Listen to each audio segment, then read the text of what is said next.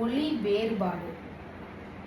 அன்னம் 2 சொல்லி இன்னு வரும்போது அன்னம் அப்படிங்கும்போது ஒன்று சோறு, இன்னொன்று பறவை.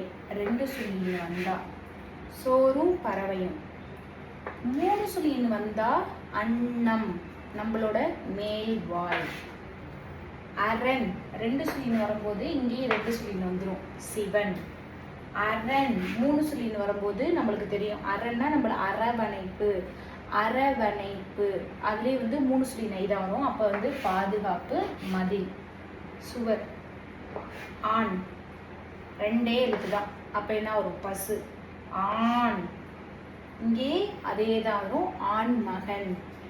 இந்த ஒலிகளை தமிழில் மயங்கொலி, நம்மளை மயங்க வைக்கிற எழுத்துகள் அந்த நகர, ரகர, லகர வரிசையில் உள்ளதில் அதோட பொருள் எப்படி ஒலி வேறுபாடு கொண்டு வரலாம் அப்படிங்கிறத நம்ம இதில் சொல்லியிருக்கோம்.